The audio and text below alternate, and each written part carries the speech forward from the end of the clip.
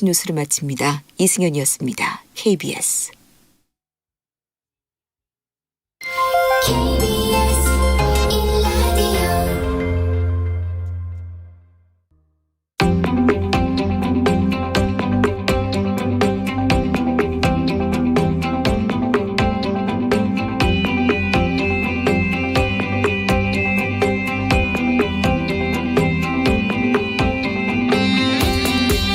김성환의 시사야.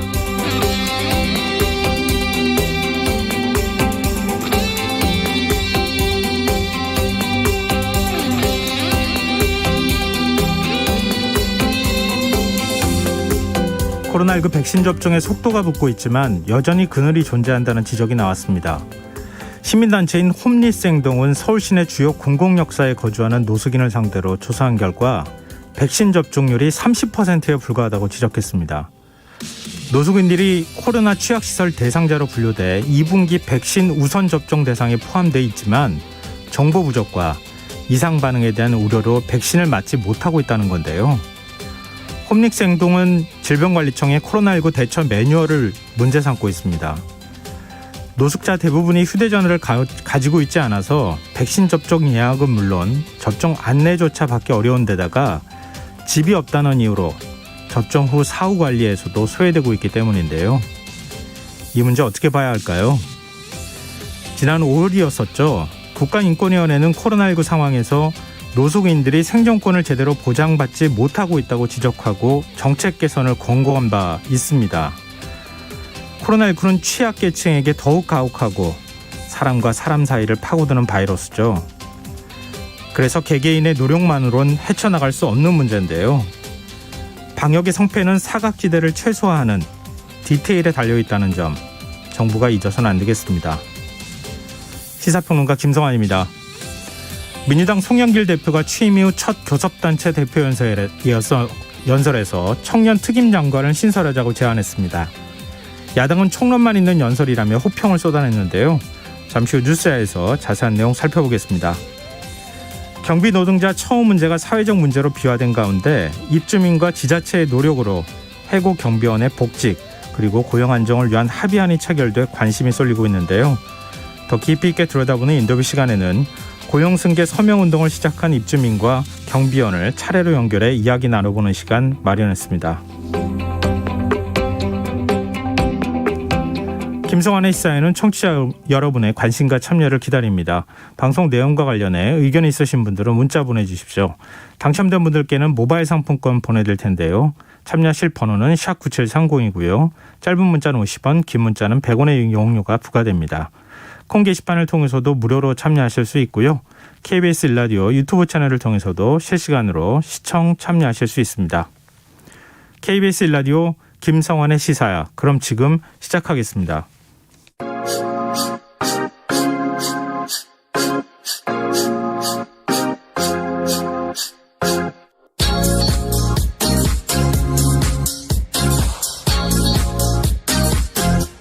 KBS 1라디오 김성환의 시사야.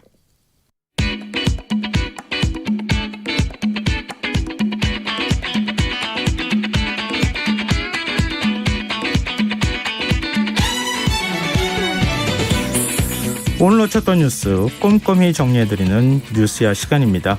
오늘은 김민하 시사평론가 나와 계십니다. 안녕하세요. 안녕하세요. 네. 최근 며칠 동안 코로나19 현황을 저희가 소개해드리면서 조금 숫자가 줄었으면 좋겠다. 조금만 더 줄면 참 좋겠다. 이런 얘기들을 나눴는데 오늘 그 확진자 집계는 어떻게 나왔습니까? 오늘 0시 기준 코로나19 신규 확진자는 545명이 늘었는데요. 어제보다 그러면 171명이 늘어난 겁니다. 이게 결국 이제 주말 휴일 검사 건수 감소 영향이 사라졌기 때문에 확진자가 좀 이제 다시 증가한 것으로 이제 봐야 되겠는데요. 이 중에 이제 지역 발생이 522명이었고 지역별로 보면은 서울이 199명, 경기가 184명, 인천이 11명으로 전체 수도권 확진자가 394명, 75.5%를 차지했습니다. 그 외 지역에서 이제 대전 28명, 충북 17명, 대구 16명, 부산 13명 등등의 순서였고요. 거의 모든 지자체에서 광역지자체에서 신규 확진자가 발생을 했습니다. 그리고 좀 우려가 되는 지점이 일상 공간을 고리로 한 집단 발병과 여기서 이제 변이 바이러스의 확산이 같이 이제 일어나고 있다 이런 건데요. 네. 뭐 대전의 경우에 보습학원바 렌차 감염 계속되면서 관련 확진자가 총 17명까지 늘었고 충남 서산에서 무용학원 관련 사례에서는 8명이 확진된 그런 상황입니다. 또 경기 성남시에 전자전기회사 및 지인 모임 관련해서 총 12명이 확진이 됐고 경기 군포시 의료기업체 양주시 지인 가족 모임과 관련된 사례도 10명이 양성 판정 받은 사례가 있습니다. 지금 500명대 중반까지 일단 주말 휴가가 사라지면서 늘어난 상황인데 그러면 오늘 오후 9시 잠정 집계치가 더 궁금해지는데요. 오늘 9시까지 신규 확진자는 513명인데요. 그럼 어제 같은 시간하고 비교했을 때보다 27명이 이제 늘어난 숫자입니다. 그러면 내일 이제 또 나올 오늘 신규 확진자 전체 숫자는 아마도 500명대 중반 정도 되지 않을까 이렇게 예상이 되는데요. 마찬가지로 이제 지금까지 집계된 내용을 보면 수도권이 전체 이제 한 77.8%의 확진자 비율을 차지하고 있기 때문에 수도권에서 이제 쏠림 현상이 좀 있는 듯한 그런 모습입니다. 네. 6월 5일 그 확진자 수가 744명, 10일 날이 610명, 그리고 이제 500명대 중반 정도. 그러니까 약간은 줄어드는 그 현상이 나타나고는 있지만 아직도 안심할 단계는 아니다. 우리가 너무 빨리 줄어듭니다. 이렇게 단정적으로 설명드리기가 참 어려운 상황이다. 이런 생각이 그렇죠. 드네요. 이게 이제 전체 일주일간의 확진자의 어떤 변화 그래프로 그린다라고 한다면 네. 그 전주, 그다음에 그 전전주 이렇게 2주 전, 3주 전보다는 확실히 그래프 자체가 이제 낮아지고 있는 높이가 낮아지고 있는 것은 사실인데 네. 이게 이제 일시적인 현상일 수도 있는 거고요. 그리고 이러한 이제 이유를 근거로 해서 혹시라도 우리가 방역에 있어서 이렇게 좀 소홀히 하면 안 되기 때문에 전체적인 전반적인 상황은 그렇지만 여전히 이제 안심할 수 없다. 이 점은 이제 분명히 말씀드릴 수밖에 없는 그런 상황인 거죠. 네. 방역 당국이 이번 주 일요일 새로운 거리두기 방안을 발표할 예정인데요. 이 김부겸 국무총리가 방역과 일상에 큰 변화가 올 것이다. 지금 이렇게 예고를 하고 있어요. 그렇습니다. 이제 말씀하신 대로 일요일에 7월부터 적용할 새로운 거리두기 방안을 확정해 발표할 것인데 이것은 이제 이 내일 발표되는 이 3분기 백신 접종 계획과 더불어서 일상 회복을 향해서 한 걸음 나아가는 계기가 될 거다. 이렇게 이제 얘기를 하고 있는데요. 아무래도 백신 접종률이 굉장히 이제 좀 빠르게 이제 올라간 상황이고 상반기 목표인 1,300만 명 이 접종도 지금 1차 접종에 대해서 좀 넘어선 그런 상황 아니겠습니까? 네. 그런 점에서 이제 희망적인 부분이 분명히 있는데 이걸 근거로 해서 아무래도 거리두기 개편에 있어서도 좀 일상으로의 회복 이런 것들이 이제 가셔야 된다는 점에 대해서 상당히 기대를 싣고 있는 분들이 이제 많다 이렇게 보는 것이죠. 그래서 좀 과연 이제 이 거리두기 개편안을 이제 적용을 했을 때 혹시라도 이제 방역에 소홀함이 있을 수 있는지 이런 것들을 점검을 하면 상당히 좀 기대할 수 있는 그러한 부분들이 생길 것 같습니다. 뭐 그런 면에서 지금 시사점에 있는 그런 소식이 아닐까 싶은데요. 일부 지역에서 새로운 거리두기 개편안을 시범 적용하고 있는 상황이잖아요. 아무래도 인구 밀도가 좀 적은 그런 지역이 중심이 될 수밖에 없는데 오늘 방역당국이 그 결과를 공개했어요. 어떻게 나왔습니까? 일단 경북 지역하고 이제 다른 또 지역이 하나 더 있는데 전남 지역입니다. 네. 이렇게 두 군데서 이제 시범 적용을 했는데 경북 지역의 경우에는 경북 지역 중에서도 인구수가 10만 명 이하인 이제 12개 군에서 새로운 거리두기 체계를 먼저 이제 적용을 했고 그 다음에 이걸 좀 확대해서 16개 시군까지 최근에는 이제 적용을 해봤는데요. 그래서 이런 지역에서는 친구, 지인 등이 모인 사적 모임 8명까지 가능했고 종교시설에서의 모임 식사 숙박 등은 여전히 금지하는 이런 이제 개편안을 시범 적용을 했습니다. 네. 그 결과 12개 군 지역에 적용했을 때 인구 10만 명당 확진자 수는 기존의 0.15명에서 0.2명으로 소폭 증가를 했고요. 그리고 이제 이어서 이 개편안을 적용했던 전남의 경우에도 이 개편안 도입 전후 1주간 발생한 확진자 숫자가 0.3명에서 0.34명으로 0.04명 정도 늘어났다. 이렇게 집계가 됐습니다. 그러면 전반적으로 이제 거리두기 개편안이 방안이 전반적인 내용이 좀 지금보다 완화하는 그런 방향임에도 불구하고 이걸 시범 적용했을 때는 어쨌든 확진자 수가 소폭 늘어나는 정도에 그치는 그런 상황이다. 이렇게 볼 수가 있는 것이죠. 그래서 아마도 이렇게 좀 이 거리두기 개편안을 적용했을 때 크게 이렇게 좀 확진자 수가 늘어나거나 그런 상황은 아니라는 게 좀 확인이 된 건데요. 이에 비해서 그러면 소비 효과라든가 이런 경제 활동의 숨통을 얼마나 이제 튀었는가 이걸 좀 같이 봐야 좀 이익과 손해를 비교할 수가 있겠는데 경북 12개 군 지역의 경우에는 도입 이전과 비교해서 4주간 평균 소비 증가율이 7.8%였던 걸로 나타났습니다. 그리고 전남의 경우에도 가맹점과 이제 이 다중이용 시설의 이용 비율이 2.9%, 5.3% 이렇게 늘어난 이렇게 결과가 나왔기 때문에 네. 이 결과만 보면은 다소 이제 이익에 해당하는 부분이 조금 더 높지 않은가 이렇게 생각할 수가 있다. 이런 이제 결론이 나오는 것입니다. 네. 이 사적 모임을 8명까지 가능하도록 하고 일반 이제 뭐 예를 들면 카페나 식당 같은 경우에도 영업 시간을 조금 더 길게 가져갈 수 있도록 한다거나 이런 방식을 도입해도 일단은 인구 밀도가 높지 않은 지역의 경우에는 크게 확진자 수가 늘어나지 않고 있다. 상당히 의미심장한 대목인데 근데 그럼에도 불구하고 지금 당장 뭐 도입하기는 쉽지는 않은 상황이잖아요. 그렇습니다. 근데 그런 이유가 최근에 이제 백신 접종을 받은 시민들이 굉장히 늘어나면서 백신을 맞았으니까 나는 괜찮다 이런 인식이 좀 생겨나고 있는 것도 사실이잖아요. 좀 안심이 된다 이런 얘기들을 많이 하는데 근데 그런 결과 때문일까요? 충북 청주 지역의 코로나 확진자가 폭발적으로 증가하고 있다고요? 그렇습니다. 이게 이 순조로운 백신 접종이 오히려 이제 방역 수칙에 대해서 좀 가볍게 여기는 듯한 그러한 분위기로 이어질 수 있는 위험이 있다. 이런 지적을 보여주는 사례다 이렇게 볼 수가 있겠는데요. 이게 지난 2일에 40대 노래방 도우미가 확진 판정을 받으면서 여기서부터 연쇄 감염이 계속 시작이 돼서 이 업소 이용자 31명, 도우미 16명, 업주와 접촉자 28명, 이렇게 합쳐서 이제 75명이 지금 확진 판정을 받은 그런 상황이 됐다는 겁니다. 그리고 이제 이 카자흐스탄 국적인 외국인들이 함께 식사하다가 집단 감염된 사례가 이제 12명이 된 상황이어서 이런 식으로 이제 산발적 집단 감염이 끊이지 않고 있는 그런 상황인데 이러다 보니까 이달에만 청주 지역 확진자가 이제 169명으로 늘어난 상황이어서 상당히 이제 걱정스럽다라는 건데요. 이렇게 확진자가 폭증하는 원인으로는 허술해진 방역수칙 준수 이게 이제 꼽히고 있습니다. 백신 접종을 맞은 일부 시민들 사이에서 백신을 맞았으니까 괜찮다 이런 이유로 예를 들면 마스크를 쓰지 않는다든지 이런 사례들이 늘어나고 있다는 건데요. 지금 백신 접종자의 경우에 백신을 접종하고 나서 14일이 지나면 7월부터는 실외에서 마스크 착용 의무화가 좀 해제된다든지 이런 인센티브 내용이 있는 게 사실입니다. 그래서 여기에 대해서는 이제 백신을 1차 접종한 지 14일이 지났으면은 실외에서는 마스크 착용을 해제할 수가 있지만 실내의 경우에는 이 백신 인센티브의 내용에도 보면은 마스크를 이제 쓰지 않아도 된다거나 이런 내용은 없거든요. 네. 그렇기 때문에 백신을 맞았던 맞지 않았던 실내에서는 반드시 이제 마스크를 써야 되겠고요. 실외에서도 가급적이면 정말 불가피한 어떤 그런 상황을 제외하고서는 되도록이면 마스크를 쓰고 있는 게 여러 가지로 방역상에 유리한 그런 부분이 있기 때문에 네. 그런 점에 대해서는 좀 알아두셔야 될 것 같습니다. 그런데 코로나19 백신 부작용에 의한 첫 사망 사례가 나왔어요. 그렇습니다. 오늘 방역당국은 국내 두 번째 혈소판 감소성 혈전증 확정 사례 환자가 오후 2시 10분쯤에 사망했다 이렇게 밝혔는데요. 지금 기저질환이 없는 그런 상황이었기 때문에 백신 부작용에 의한 이런 이제 사망 사례로 이제 볼 가능성이 높아졌습니다. 이 환자는 30대 초반 남성이었는데 지난달 27일에 아스트라제네카의 이 잔여 백신을 접종받은 뒤에 9일 만인 지난 5일에 심한 두통과 구토 등의 증상을 호소를 했는데 병원에서 약물 처방을 받았지만 증상이 호전이 안 됐고 이후에 증상이 악화돼서 지난 8일에 이 상급병원을 방문을 했는데 여기서 이제 혈소판 감소성 혈전증 판정이 나왔다는 거거든요. 그런데 이제 오늘 사망을 했다라는 겁니다. 그래서 이제 방역당국은 일단 이 접종 이후 이상 반응 발생과 사망까지의 경과를 전문가들과 함께 검토를 해서 어떤 보완이 필요한 부분이 있는지를 보고 개선할 계획이다 이렇게 밝히고 있는데요. 앞서 말씀드린 대로 이게 두 번째 사례에서 이제 사망이 이어진 것인데 첫 번째 사례에 해당했던 환자의 경우에는 항응고제 치료 결과 이제 상태가 호전돼서 지난 주말 퇴원했다.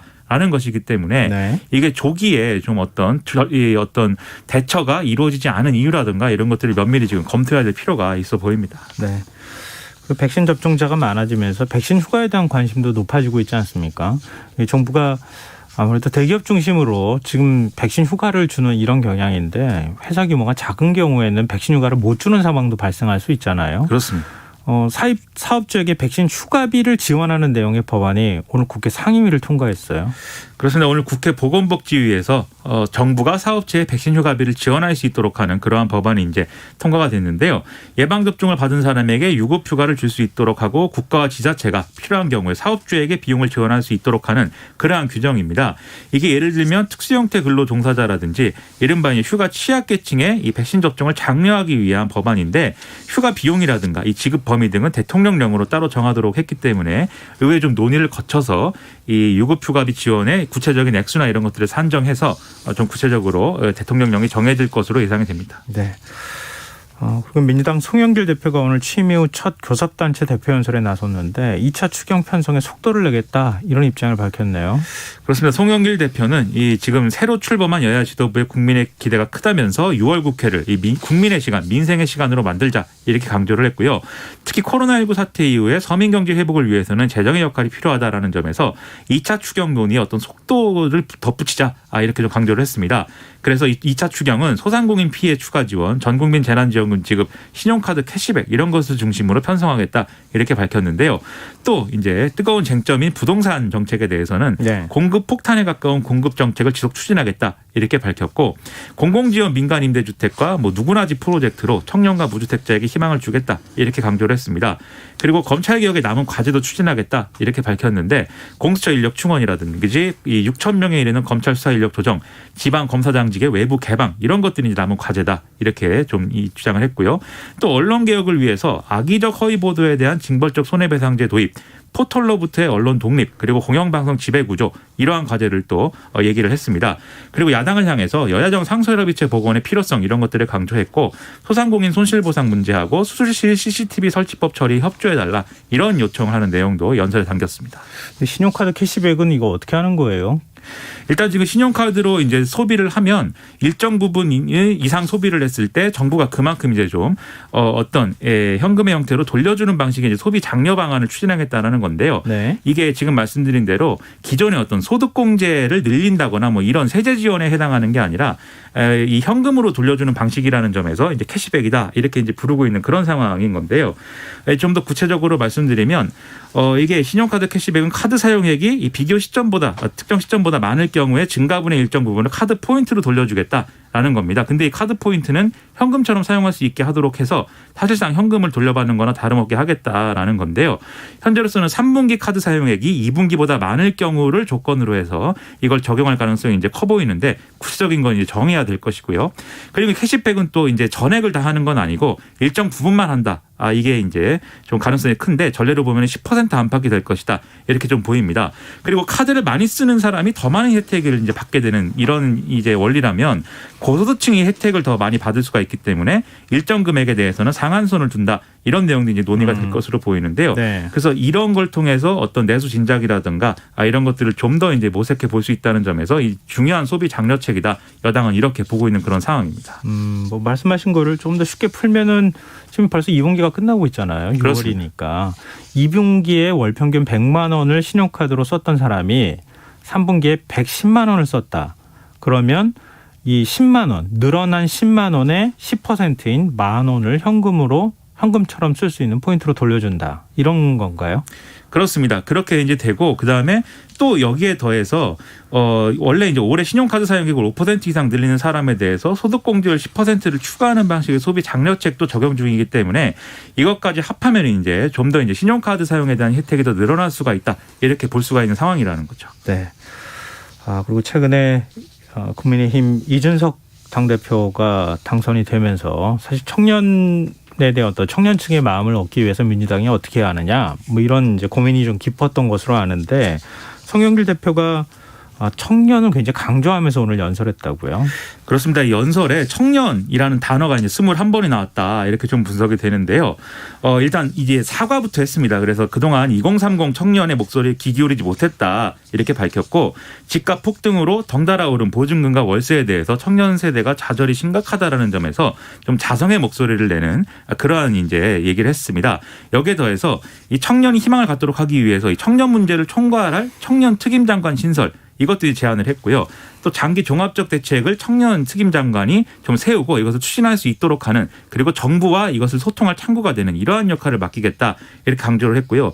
특히 자신이 구상한 누구나 집 정책이 현실화될 경우에는 이제 좀 적은 돈으로도 이제 안정적인 이런 주거 생활을 영위할 수 있게 되기 때문에 여기에 대해서 이제 청년들이 굉장히 안정적인 이러한 주거 환경을 가질 수가 있다라고 강조를 했고, 특히 매년 집값 상승분을 대가 없이 나눠받게 되는 이러한 이제 제도가 될 것이기 때문에 청년 기본소득 시대가 열릴 것이다라고도 주장을 했습니다. 송 대표 연설에 대해서 국민의힘 이준석 대표가 반응을 내놨다고요? 그렇습니다. 일단 이 청년 특임 장관 신설에 대해서 다소 좀 부정적인 입장을 밝혔는데, 방송 인터뷰에서 지금 2030 세대의 여론에 굉장히 고민이 많다는 건 알겠지만 이 청년 특임 장관이 실질적인 어떤 역할을 할 수 있을지 그것은 회의적이다 이렇게 얘기를 했는데요. 뭐 조직이나 직제를 새로 만들기보다는 자유롭게 지금 젊은 세대가 말할 수 있는 어떤 언로를 열어주고 자리를 비워주는 게 맞는 방향이다 이렇게 자신의 어떤 주장을 했습니다. 이번 교섭단체 연설에 대한 정치권 반응은 어떻습니까?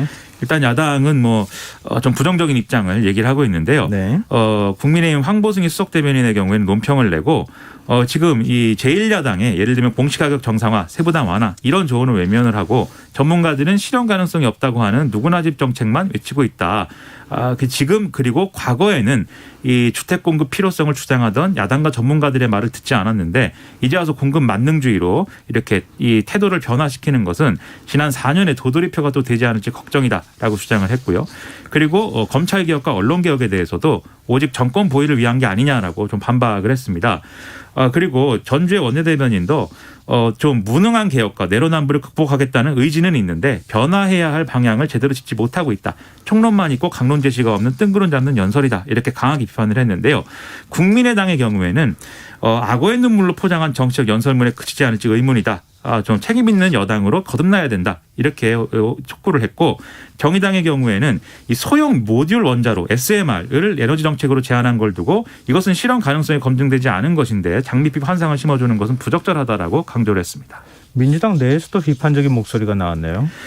이 SMR에 대해서는 특히 이제 양이원영 의원 등이 이제 좀 비판적인 목소리를 내고 있는 그런 상황인데요. 네. 일단 송영길 대표의 경우에 이 탈원전 정책과 관련돼서 나름의 이제 소신 발언을 한 거죠. SMR은 어쨌든 원자력 에너지를 활용하는 그러한 수단이기 때문에 이거에 대해서 강조적으로 이제 찍은 것인데, 재생에너지만으로는 완전한 탄소 중립을 이루는데 한계가 있다라고 이제 주장을 하는 연장선에서 이 발언을 한 거거든요. 네. 그런데 이제 양이원영 의원의 경우에는 송영길 대표 연설이 끝난 직후에 기자회견을 열고 이 온실가스 감축이라든가 기후변화 대응은 깊이 동의를 하는데 해결책이 이 소형 모듈 원자로 SMR이 될 수는 없다. 이렇게 이제 주장을 했습니다. 그래서 이 재생에너지 확대와 석탄 발전량 감소가 기후변화의 최우선 과제이기 때문에 여기에 좀 무게를 실어야 된다라고 강조를 했습니다. 당내에서도 그렇게 모두 다 찬성하는 그런 의견은 아닌 것 같은데요. 일단 그 교섭단체 연설은 계속 이제 정당별로 이루어지지 않겠습니까? 다른 당 대표가 어떤 연설을 하는지를 좀 지켜봐야 될 것 같은데, 송 대표 연설에 대해서 어떻게 평가하세요? 일단 뭔가 변화의 의지 그리고 변화의 어떤 그러한 좀 시도를 보여주려고 한 측면은 상당히 좀 긍정적으로 평가하고 싶은데요. 그리고 또 여기에 대해서 이제 자신만의 어떤 브랜드가 되고 있는 어떤 정책을 강조한다든지 이런 고려한 여러 가지 요소는 상당히 고민이 좀 깊었구나. 이러한 생각을 들게 하는 그러한 연설 내용이었다고 봅니다. 다만 이제 이게 변화의 시도는 좋은데 변화의 방향이 어디인가, 그리고 변화의 내용들이 좀 수밀가는 어떤 공통된 방향을 가리키고 있는가, 그것에 대해서는 다소 중구난방이라는 이런 느낌이 좀 있는 부분도 확실히 있거든요. 그렇기 때문에 송영길 대표의 본인의 이제 철학을 반영하는 것도 필요하지만 당내에 여러 가지 이견도 있고 또 그런 것들을 통해서 잘 조율을 해서 좀 더 수밀관하게 이것이 시대 정신이다 이렇게 내놓을 수 있을 정도의 그러한 좀 확실한 방향, 이 변화의 방향을 좀 제시할 수 있었다면은 훨씬 더 좋은 반응이 있었을 것이다라고 하는 그런 아쉬움이 좀 남는 부분이 있었습니다. 네. 지금 여러분께서는 KBS 라디오 김성환의 시사와 함께하고 계십니다. 계속해서 뉴스야 이어가겠습니다. 국민의힘 이준석 대표와 김부겸 국무총리가 오늘 첫 회동을 가졌는데 여야정 협의체 가동 문제에 대해서 이준석 대표가 굉장히 긍정적인 반응을 보였던 모양이에요. 그렇습니다. 지금 이제 김부겸 총리하고 이준석 대표가 만남을 가진 자리에서 김부겸 총리는 이 여야 모두로부터 동의를 받는 그런 법안과 정책을 함께하고 싶다. 예를 들면 백신 접종 이런 국가적 과제에 여야가 있을 수 없는 거 아니냐. 그래서 모두 힘을 합쳐서 국민이 일상으로 돌아가야 한다는 점에 대해서 이준석 대표가 좀 공감하고 이렇게 얘기해 준 거에 대해서 감사하다라고 이제 얘기를 했습니다. 특히 김부겸 총리는 한 달에 한 번 국민의힘 또는 여야 모두의 정부 주요 정책을 보고하고 설명하겠다. 이렇게 제안을 하기도 했는데요. 여기에 대해서 이준석 대표가 오히려 여야정 협의체를 다시 가동하는 게 더 합리적이지 않겠느냐 이렇게 좀 역제안을 하는 이런 모습을 보여서 상당히 여기에 대해서는 좀 의지가 있구나 이렇게 평가할 수 있는 그러한 발언이 나왔다라는 겁니다. 네. 뭐 항상 정부가 발표하고 난 다음에 야당은 반대만 할 게 아니라 여야정 협의체에서 사전에 정책에 대해서 설명하고 이해를 구하고 의견을 듣고 그리고 난 다음에 공식적으로 발표할 수도 있는 거 아닙니까? 그렇습니다. 그런 것들이 좀 만들어지길 국민들도 기대하고 있지 않을까 생각이 드네요. 그리고 이철희 청와대 정무수석도 오늘 이 대표하고 만났다고요? 그렇습니다. 이준석 대표가 이철희 청와대 정무수석의 예방을 이제 받는 그런 입장이 됐는데 여기서도 이제 여야정 상설협의체 활성화 이런 것들이 이제 언급을 했습니다.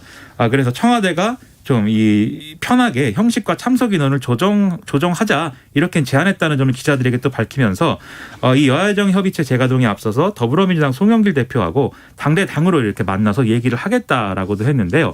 다만 이제 문재인 대통령과의 어떤 단독 회담 성격의 영수회담 이런 문제는 이제 추가로 논의한 것은 없다. 라고 얘기를 하면서 대통령이 해외 외교를 한 이후에 성과를 야당 국민과 공유할 게 있다면 또 이렇게 만나는 이러한 일정도 기대할 수 있을 것이다 이렇게 얘기를 했습니다. 여기서 좀 그 주목이 좀 된 게요. 네. 이철희 수석도 그렇고 이준석 대표도 그렇고 방송을 굉장히 같이 많이 한 사람들입니다. 거의 방송의 강자들인데 이 과거 방송에서 이준석 대표하고 이철희 수석이 1박 2일간 템플 스테이를 함께하는 뭐 그런 방송을 찍었다라는 점을 서로 얘기를 하면서 그때는 정말 이준석 대표가 될 거라고는 짐작도 못했는데 축하한다 이런 덕담을 또 나눴다는 거거든요. 그래서 이 점은 상당히 좀 이색적인 장면이다. 좀 이렇게 생각이 됐습니다. 네. 그리고 지금 이준석 대표 얘기를 몇 번 하는지 모르겠는데 이 대표가 국민의힘 안철수 대표하고도 회동했어요. 지금 양당 합당 문제를 논의한 거죠? 그렇습니다. 지난번에 뭐 카페에서도 만났는데 오늘은 공식적으로 회동을 해서 논의를 했는데요. 취임 인사차 이제 이준석 대표가 국민의당 안철수 대표와 만났는데 이 만난 상황에서 신뢰관계를 바탕으로 합당 과정을 신속하게 마무리를 하자 이렇게 얘기를 했습니다. 그리고 이제 안철수 대표는 여기에 대해서 국민들이 바람을 담아서 제1야당 그리고 더 넓은 법야권이 혁신을 하고 정권 교체라는 결과를 보여줄 책임이 지금 있기 때문에 두 당 간의 통합 논의는 가장 또 중요한 그런 내용이다라고 또 화답을 하는 그런 모습을 보였는데요. 여기에 대해서 이제 이준석 대표는 좀 국민의힘 대선 경선을 또 버스에 비유를 하면서 이 버스에 시동을 걸기 전에 합당으로 혁신의 의지를 좀 보이자 이렇게 강조를 하는 그런 상황이 됐습니다. 그래서 앞으로 이제 어떤 실무단을 꾸려서 양당 지도부하고 실무단이 이제 합당 이런 것들을 논의하게 되는 이런 과정이 이제 있을 것인데 이것이 얼마나 매끄럽게 진행될지는 아직은 좀 미지수라는 어떤 그런 느낌입니다. 일종의 뭐 흡사합당이냐 아니면 신설합당이냐 이 두 가지 개념을 놓고 서로 간에 밀고 당기기에 줄다리기가 본격적으로 시작이 됐다 이렇게 봐야 될 것 같은데요. 아무래도 신설합당으로 지금 국민의당이 요구하는 것처럼 그렇게 가면 국민의힘이란 당명 교체해야 되는 거 아니에요? 그렇습니다. 신설합당이라는 게 이제 두 당이 모여서 새로운 당을 만드는 것이기 때문에 당명 교체라든지 그리고 강령 그리고 이제 당원 당규 이런 것들을 다 바꿔야 되는 그런 상황이 될 수가 있거든요. 근데 지금 국민의당이 무게를 싣고 있는 게 바로 신당을 창당하는 데 있어서 신설합당 부분인 것이다. 이렇게 해석이 지금 됩니다. 그래서 예를 들면 국민의당 권은희 의원의 경우에 YTN 라디오에 출연을 해서 국민의힘과 합당할 경우에는 이름을 바꿔야 된다. 당명을 변경해야 된다. 이렇게 지금 주장을 했는데요. 이게 이제 해석을 하면 신설합당을 주장하는 것이다. 이렇게 볼 수가 있는 그런 상황인 것이죠. 그리고 여기에 대해서 이제 이준석 대표는 다소 이제 좀 부정적인 입장을 밝히고 있습니다. 주호영 원내대표 시절에 안철수 대표와 협상을 했던 그런 내용에는 사실 이 당명 교체가 들어있지 않았던 상황이기 때문에 이러한 주장은 이제 갑작스럽고 그래서 사무총장을 좀 금명간이 임명할 것인데 이후에 실무협상 책임자를 정해서 여기에 대한 정확한 답을 내놓겠다 이렇게 얘기를 한 상황인데요. 이게 아무래도 당명 변경이라는 게 국민의힘도 사실 여러 가지 당내의 반발이라든가 이런 것들을 감수하면서 노력해서 바꾼 거거든요. 네. 그래서 그냥 이제 당명을 변경해서 국민의당과 합당을 하는 그림을 만들기는 쉽지 않을 것 같은데 만약 당명 변경이 안 받아들여지고 결국 흡수 합당의 형식으로 가게 된다라고 한다면 그럼 그 반대급부로 국민의당에게 뭘 보장해 줄 것이냐 아마 이런 방향으로 협상이 진행될 가능성이 크지 않는가 이렇게 좀 전망이 됩니다. 김종인 전 비대위원장 시절에 미래통합당을 국민의힘으로 바꾼 거 아닙니까? 국민을 앞세운다 뭐 이런 의미로 기본소득을 그 정강정책 제일 첫 번 순위에 올려놓기도 하고 그랬었는데 지금 브랜드 파워가 한창 생겨나고 있는데 당명을 또 바꾼다. 아마 국민의힘에서 참 고민이 깊을 것 같네요. 더군다나 그때 마치 좌파 단체 이름 같다라는 등 또 기본소득은 너무 또 좌클릭이다 이런 반발이 당내에 분명히 있었거든요. 자칫 잘못하면 국민의당과의 합당뿐만 아니라 국민의힘 내부에 또 어떤 갈등 요소가 될 수가 있기 때문에 네. 지금 상당히 조심스러운 상황이겠죠. 네. 대체 공휴일법 민주당이 추진하겠다고 지금 밝힌 상황 아닙니까? 오늘 입법 공청회 열렸는데 어떤 얘기가 나왔습니까? 오늘 국회 행안위가 공청회를 열고 이제 논의를 했는데 노사 대표자들이 참석을 했습니다. 네. 재계의 경우에는 이 공휴일을 확대하는 것 자체가 어떤 기업들의 경영 상황 악화로 이어질 수 있다 이렇게 우려를 표했는데 노동계는 이게 결국 내수 활성화에 더불어서 노동자들의 휴식권을 보장하는 정책이다라는 좀 강조하면서 노사 간에 좀 상당한 입장차가 보이는 그러한 상황이 이제 이어졌습니다. 근데 노사 간의 입장 차이는 뭐 이전에도 계속 있었기 때문에 뭐 이렇게 예상할 수 있는 정도가 아니었을까 싶은데요. 특히 여야 간, 야당, 국민의힘은 어떤 반응을 보이는가 여기에 따라서 좀 분위기가 달라질 수도 있는 거 아닙니까? 오늘 이제 이영 국민의힘 의원이 여기에 대해서 이 다소간의 이 재계의 입장에 좀 기울어진 듯한 이러한 발언을 해서 앞으로 국민의힘이 어떤 입장을 취하는가가 상당히 좀 관심사가 됐는데요. 네. 이렇게 얘기를 했습니다. 더 나은 고용 환경도 중요하지만 안정된 고용 환경이 또 필요하다. 지금까지 3년 동안 쏟아져 나온 법들을 보면 중소기업에 대한 배려가 없었기 때문에 중소기업들이 상당히 압박을 받고 있다. 그렇기 때문에 이 대체휴일제 확대가 그러한 어떤 결론으로 이어지지 않도록 해야 된다. 이렇게 주장을 했고요. 또 같은 당 최춘식 의원도 유급으로 휴일을 보장하는 경우에 그 비용 문제는 어떻게 할 것이냐. 5인 이하의 영세한 사업체에서 비용 부담이 원활하지 않을 가능성이 크고 또 기업이 이 감당해야 될 비용이 상승하면 제품 가격이 오를 수가 있기 때문에 악순환 구조가 될 수가 있다라면서 좀 부정적인 입장을 계속해서 피력하고 있는 그런 상황입니다.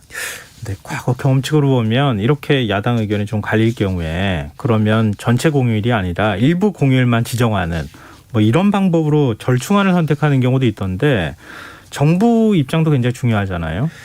그렇습니다. 이게 정부 입장은 기존의 노동법이라든지 이런 법률과 상충하는 부분이 있기 때문에 지금 부처 간 협의가 필요하다. 이렇게 지금 입장을 밝히고 있습니다. 여기서 노동법 등이라는 것은 근로기준법에 보면은 이러한 대체휴일제나 이런 걸 적용할 때 이 지금 인원수에 따라서 기업가 인원수에 따라서 적용할 수 있는 법리가 지금 달라지는 부분이 있거든요. 네. 그래서 이 근로기준법하고의 어떤 충돌 이런 것들을 해소해야 되기 때문에 지금 당장 이제 이 법안을 처리하는 것에 대해서는 정부가 이제 좀 어렵다라는 입장을 이제 얘기하고 있는 건데 다만 이게 이 법안을 처리해서 바로 이제 이번에 광복절부터 좀 이 적용을 하겠다라는 게 여당의 이제 주장 아니었습니까? 그런데 광복절에 대한 대체 공휴일 지정은 지금 대통령이 국무회의에서 결정하면 이 시행령을 바꾸는 걸로 이제 가능하기 때문에 여기에 대해서 핀셋 적용을 일단 하고 이후에 국회 논의를 하는 게 어떤가라는 그러한 이제 제안을 하고 있는 상황이라고 합니다. 네, 알겠습니다. 그리고 그 수술실 CCTV 설치 문제를 두고 이준석 국민의힘 대표 발언에 대해서 민주당이 좀 비판적인 입장을 냈고 또 여기에 또 이준석 대표가 반응을 보이면서 또 이재명 경기도지사하고 또 논쟁이 벌어지고 이런 국면으로 가네요. 그렇습니다. 이제 더불어민주당이 상당히 이제 이준석 대표를 시험에 들게 하고 있는 그런 상황인데 네. 이렇게 구체적인 이제 정책 의제를 막 이렇게 질문을 던지면서 여기에 대해서 이준석 대표가 답을 하면 이제 그거에 대해서 또 구체적인 어떤 반론을 제기하는 그러한 이제 국면을 좀 만들고 있는 그런 상황입니다. 그래서 이준석 대표가 이 수술실 CCTV 설치법에 대해서 법안에 대한 찬반 언급보다는 좀 더 이제 숙성될 필요가 있다는 신중론을 얘기한 거에 대해서 그러한 것에 대해서 이제 반박하는 그런 상황이 된 건데요. 이재명 경기도지사의 경우에는 이게 어떤 정치의 변화를 기대해온 시민들의 바람과는 동떨어진 실망스러운 답변이다. 이렇게 평가를 하면서 이 수술실의 의료 행위로 사고가 일어나는 것을 방지하기 위한 국가의 역할을 지금 국민들이 요구하고 있는데 수술실에 CCTV를 설치하면 의료 행위가 소극적이 될 것이다. 이런 주장도 이해하기 어렵고 극소수의 어떤 불법 의료나 성추행 등으로부터 국민들을 지켜줘야 되는데 이러한 것들을 이제 좀 이 소극적인 것은 이해하기 어렵다라고 이제 반박을 했습니다. 네. 근데 이준석 대표는 여기에 대해서 민주당이 선악을 이렇게 선악 구도를 조장해서 이 여론조사 정치를 하고 있다라고 하면서 지금 이 180석을 가진 민주당이 그동안 사고를 쳐온 것이고 여기에 대해서 CCTV 문제는 신중해야 되자는 입장에 대해서 불법 의료나 성추행을 묵인하자는 거냐 이렇게 받아치는 거는 정치의 희화아이다. 이렇게 주장을 했는데요. 그러면서 테러 방지법에 반대한 민주당에게 그러면 테러를 옹호하는 거냐라고 말하는 것도 바보 같은 공격 아니었냐 이렇게 좀 얘기를 하기도 했습니다. 그나저나 수술실 CCTV 설치 법안 이 지금 어디까지 국회 심의 과정에 있는 겁니까? 일단 오는 23일에 보건복지 법안서위에서 이제 논의될 그런 예정인 상황인데요. 이게 원래 법안이 발의됐다가 이제 의료계의 반대로 계속 이제 국회 문턱을 넘지 못하는 그런 상황이 이어졌었던 것이기 때문에 이번에 6월 국회에서 과연 통과가 될 것인지가 상당히 이제 관건인 그런 상황입니다. 네. 끝으로 한 가지만 더 살펴보죠. 6월 임시국회에서 논의해야 될 법안들이 굉장히 많지 않습니까? 민생법안 처리 빨리 해달라 이게 국민들의 가장 큰 요구이기도 한데요. 민주당이 법사위원장 단독 선출 가능성을 시사하면서 이게 또 그 여야 관계에 또 다른 변수가 되는 것 아니냐 이런 얘기가 나오네요. 그렇습니다. 한병도 더불어민주당 원내수석 부대표가 오늘 연합뉴스TV에 출연을 해서 지금 여당이 추진하는 법안과 국정 운영에 대한 발목 잡기를 위해서 야당이 법사위원장을 요구하는 게 아니냐라는 의심을 안 가질 수가 없다라고 얘기를 했습니다. 즉 다른 상임위원장에 대해서는 협상 여지가 있지만 법사위원장은 넘겨줄 수 없다는 얘기를 다시 한번 이제 강조를 한 건데요. 그러면서 이번 달에 최종적인 어떤 협의와 노력을 좀 더 해보고 합의가 되지 않으면 여당 입장에서는 이제 처리를 해야 할 시점이 다가왔다. 이렇게 얘기를 하면서 이게 단독 표결로 인한 법사위원장 선출로 이제 가는 것이 아니냐 좀 이렇게 예상이 됩니다. 그렇게 되면 국회에서의 어떤 합의 처리로 법안을 처리한다든가 이런 것들은 좀 어려워질 수가 있어서 이후 국회 상황 주목이 좀 되고 있습니다. 이준석 대표가 이런 상황을 어떻게 잘 돌파해 나가고 여당하고 어떻게 협상력 있게 대할지 좀 궁금하네요. 시험에 들고 있습니다. 정치는 늘 시험에 드는 거예요. 자, 뉴스 오늘 여기까지 하겠습니다. 김민아 시사평론가였습니다. 고맙습니다. 고맙습니다.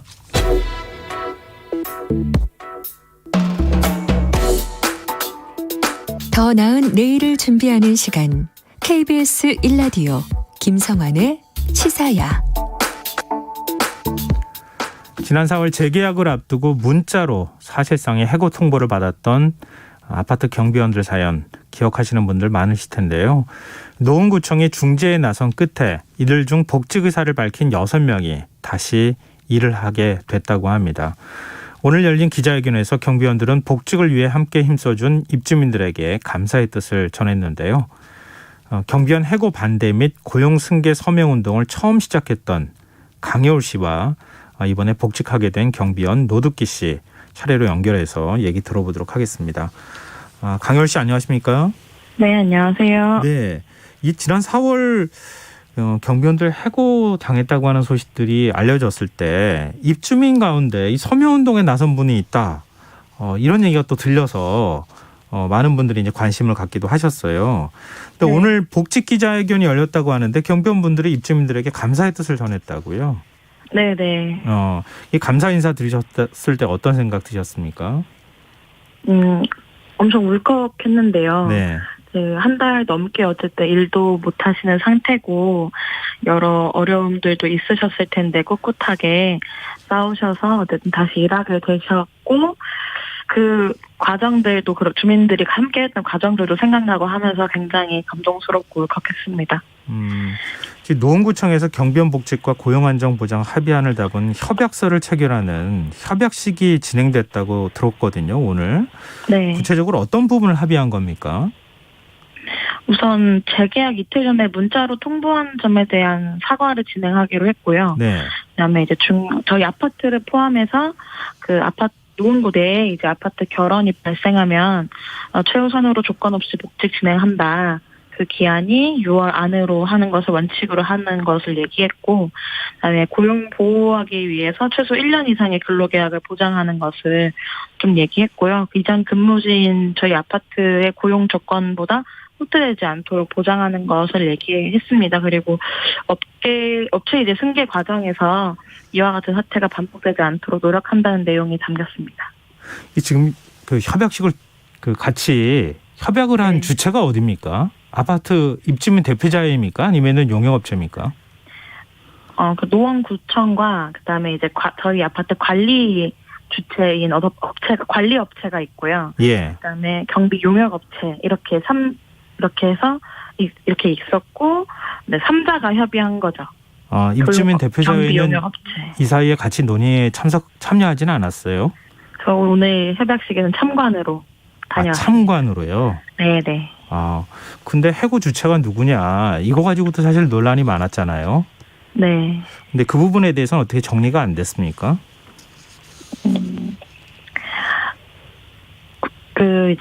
그쵸. 아무래도 어쨌든 이제 업체가 바뀌면서 네. 면접도 받고 근무복 취소도 저하고 법력 조회도 이렇게 했었는데, 그래서 계속 일할 줄 알았는데 예. 이틀 전에 문자로 통보를 받은 거기 때문에 저희는 이제 업체라고 주장을 했었죠. 네. 네. 근데 이미 해고된 경비원들은 6개월 이내 최장 1개월을 넘지 않는 기간 내 노원구 내 다른 아파트에 복직을 하기로 했다. 이렇게 합의한 것으로 알고 있는데요. 근데 원래 근무했던 아파트가 아니라 다른 아파트에 근무할 수 있도록 해준 이유가 있을까요? 5월 1일자로 업체가 바뀌면서 16명의 해고되신 분들이 생긴 거고, 그 결혼 인원 자리에 이제 새로운 분들이 일을 시작하셨어요. 그래서 다시 그 자리로 복귀한다고 하면 또 이분들이 이제 일자리를 잃게 되는 과정이 또 반복이 되는 거죠. 그래서 네. 저희 아파트 포함 하에서 노원구 안에 있는 아파트를 이야기한 겁니다. 오늘 열린 협약식의 중요 이렇게 합의 사항 중 하나가 해고 문자 통보에 대한 부분이었다 그래요. 이 네. 해고 통보를 문자로 할 당시에 뭐 웃는 이모티콘을 같이 보내서 아마 그거 본 상당히 많은 분들이 아니 어떻게 이럴 수가 있느냐 이런 의견도 뭐 내놓기도 했던 것으로 기억하는데요. 네. 해고 문자 통보에 대해서 구체적으로 어떤 내용이 들어가 있습니까? 같이 일할 수 없음을 통보한다라는 거였고, 예. 눈웃음이라고 흔히 얘기하는 그 꺽쇠 예. 이모티콘이 계속 이렇게 문자인이 끝나는 때마다 이렇게 있었고요. 뭐 다른 데서 뵐 수 있길 바랍니다. 뭐 이런 내용이었습니다. 근데 그 부분에 대해서는 잘못했다, 사과하겠다 이런 입장을 밝혔다는 거죠. 네, 뭐 마음의 상처를 입으셨으면 사과드린다 이런 내용으로. 네. 네. 이렇게 시원한 사과 같지는 않은데요. 왠지. 저도 이제 선생님들은 어떠신지 모르겠는데 네. 저는 이제 오늘 그 사과를 보면서는 그렇게 시원한 마음은 아니었어요. 그렇구나.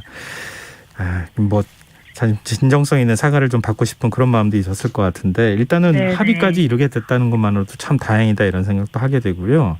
네. 근데 강효월 씨께서 처음 이 경비원 복직에 대해서 서명운동을 해야 되겠다 이렇게 결심한 이유가 궁금해요.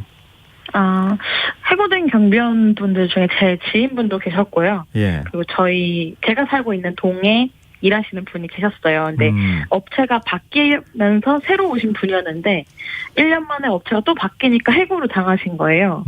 그래서 왜 우리 아파트는 이렇게 경비원 분들 자주 바뀌지? 라고 했는데 그 문자에 대해서 알게 되고 이분들이 또 너무 일자리를 잃고 싶지 않고 이런 거를 좀 확인하게 되면서 뭐라도 해야겠다. 너무 자주 바뀌는데 이런 생각이 들어가지고 서명운동이라도 해볼까 해서 시작하게 됐습니다. 입주민 몇 명이 서명에 동참했습니까? 저희가 1,463명. 1,463명요? 네, 많이 해주셨어요. 이렇게 많은 입주민들이 서명운동에 네네. 동참할 거라고 생각하셨어요? 처음에 진짜 생각을 못했고 처음에는 저희가 그 온라인 카페에 이제 링크로 받기 시작했는데 네, 경비원분들께서 우리가 직접 받겠다. 그러니까 업무 중에서 서명을 받는 업무들도 하시다 보니까 자신이 있다 한번 주민분들께 받아보겠다라고 했는데 이 호응이 엄청 좋았던 거죠. 우리 경비원분이 어디 간 줄 알았는데 잘린 거였냐 이러면서 설명도 해주시고 어떻게 이럴 수 있냐 이러면서 해주시고 해서 많이 동참도 해주셨고 같은 층에 사는 분들의 서명을 받아서 사진 찍어서 보내주시기도 했어요. 그래서 제가 자발적으로 많이 됐죠. 네. 아, 그렇게 이제 힘을 많이 얻으셨겠어요. 그런 입주민들 반응 그렇죠. 들으시고. 네.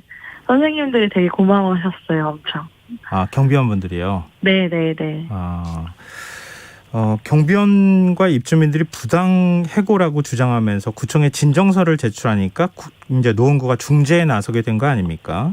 근데 지금 이렇게 합의까지 하기까지는 굉장히 어려운 과정이 있었을 것 같거든요.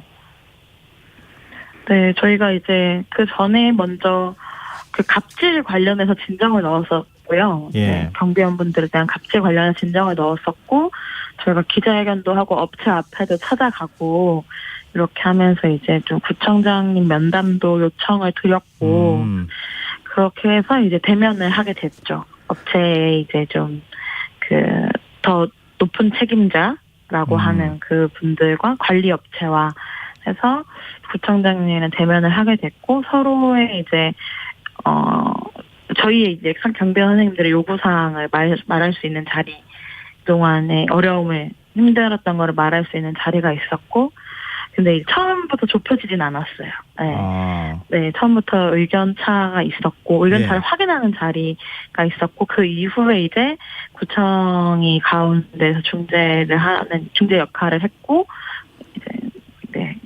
그 협의하는 용역업체 쪽에서는 어떤 부분들을 제일 좀 반대하는 이유나 아니면 어떤 부분들을 호소하던가요?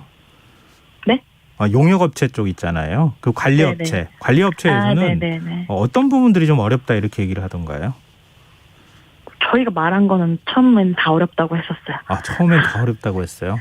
뭐 해고 아니다라는 얘기부터, 네, 그냥 고용 관계를 맺은 게 아니다, 해고가 아니다 이런 얘기부터 해서 그냥 이제 뭐 문자 눈웃음도 개인의 그 말투다 이런 이제 변명 이런 부분들도 있었고, 그다음에 저희는 이제 중개그린 아파트로 저희 아파트로 복직하는 걸 얘기했었는데 지금 당장에는 어렵다 이런 처음에는 그런 방어적이라고 해야 될까요? 그런 태도였는데 이제 좀 대화를 하고 또 하면서 이제 이렇게 협의에 이르게 된 거죠. 그럼 뭔가 서로 간의 간격이 이렇게 대화를 나누면 좁혀질 수 있다는 생각이 들던가요? 서로 우리가 좀 양보도 하고 이제 좀 공감하는 지점들이 있어야 이게 한마디 더 나아갈 수 있는데 첫 자리에서는 그렇게 느끼진 못했어요. 아, 근데 시간이 지나가면서 서로 간에 조금씩 얘기가 되기 시작했다 이런 말씀이신데요. 네, 맞습니다. 다른 아파트에서도 이번에 합의를 굉장히 주목해서 볼 것 같아요. 네. 어떻게 하면 좋겠다. 어떤 대책이 있었으면 좋겠다. 의견 있으시다면요. 하나는 저희 아파트가 경비원분들이 바뀐 게 이번이 처음은 아니에요. 감원도 있었고 교체도 있었고, 근데 이런 사유에 대해서 주민분들, 우리 입주민들이 알 수 있어야 되는데 이런 사유를 왜냐면은 경비원분들과 가장 많이 스킨십이 있는 거는 입주민들이기 때문에 그래서 주민들의 알 권리가 굉장히 중요하겠다는 게 하나 있고, 그다음에 용역업체가 바뀌면서 고용승계가 되고 안 되고에 대해서 경비원분들은 반항을 하거나 항변을 할 수 있는 이런 게 없거든요. 계약을 안 해버리면 그만이니까. 그래서 그렇게 일자리를 쥐고 흔드는 그런 일들이 없도록 제도적으로 보완이 되고 실효성 있는 제도가 만들어져야 되지 않을까 이런 생각이 듭니다. 네. 그동안 굉장히 어려우셨겠지만 좋은 사회적 선례를 남겨주시는데 고생하셨다는 말씀 좀 제가 대신 전해드립니다. 오늘 감사합니다. 말씀 여기까지 들어야겠습니다. 고맙습니다. 네, 감사합니다. 네, 지금까지 강여울 씨였습니다. 이어서 이번에는 복직을 하게 된 경비원 노득기 선생님 연결해서 얘기를 좀 들어보도록 하겠습니다. 노득기 선생님 안녕하십니까? 네, 안녕하세요. 네, 일단 축하드립니다. 아유, 고맙습니다. 네, 또 사실 제가 축하드린다고 말씀드리기가 좀 그래요. 그동안에 마음고생 많이 하셨을 것 같거든요. 네네. 근데 이번에 복직 결정됐다는 소식 들으셨을 때 어떠셨어요? 그래, 저는 거기까지는 생각을 안 했고요. 예. 하도 그 갑질을 내다가 미워서 사실 아주 오기를 좀 내서 했던 일이었는데, 또 복귀까지 되고 그러니까 뭐, 기분은 좋죠. 그동안 해고된 동안에 어디 네. 일을 좀 하셨어요? 아니요, 이 일을 못하고 매일같이 그 회사, 그 그린 아파트에서 집회를 했어요, 우리가. 그러셨구나. 네. 근데 지금 이전에 일하던 아파트는 아니지만 멀지 않은 곳에서 일을 다시 하시게 되셨다고 들었어요. 네. 정확히는 언제부터 일을 다시 나가시는 건가요? 네, 내일 17일부터 나가게 됐어요. 내일 아침부터 나가야 될 것 같습니다. 그래요. 예. 참 다행입니다. 그리고 예. 노원구청에서 복직 협약식이 열리지 않았습니까? 네. 근데 합의 내용 보셨잖아요. 네. 어떻게 만족할 만한 수준이던가요? 그래도 이제 이때까지 처음 있는 일이고, 예.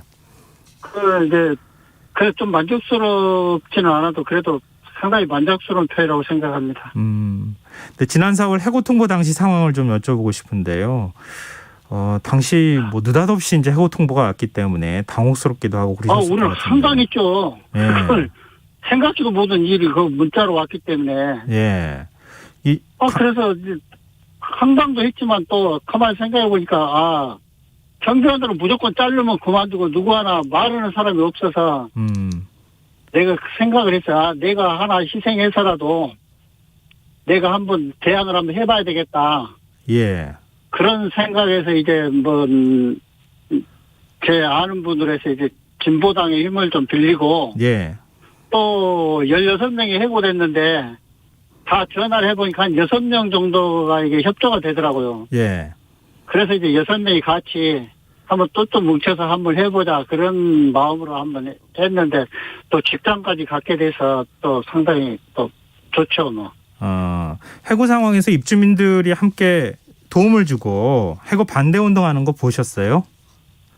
우리가 매일 그 집회하면서 주민들이 왜 경비원들이 잘렸는지 모르고 그런다면서 뭐 먹을 것도 사다 주시고 또 꼭 해서 어떻게 해서라도 다시 와서 일하라고 격려해 주신 분도 많고 너무너무 고마웠죠.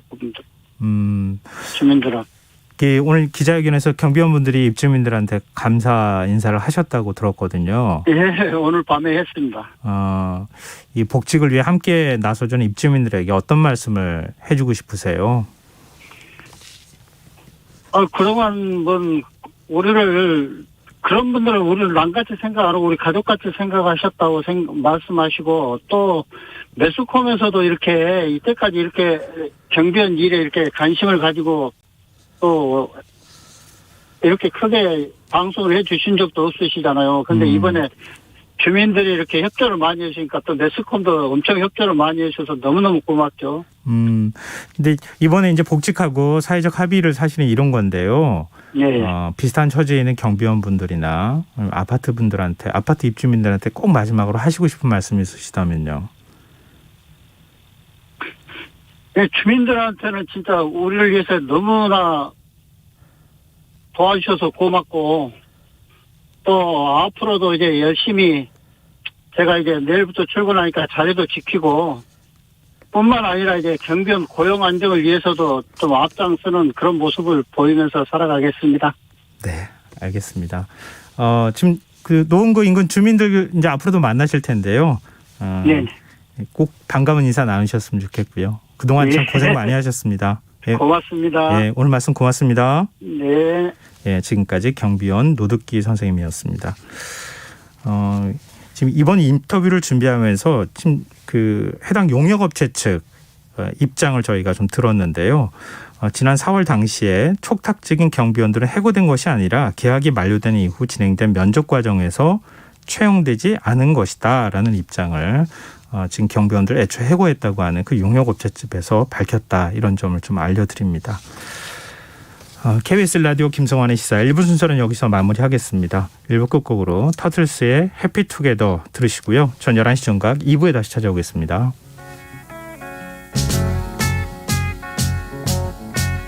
Imagine me and you, I do.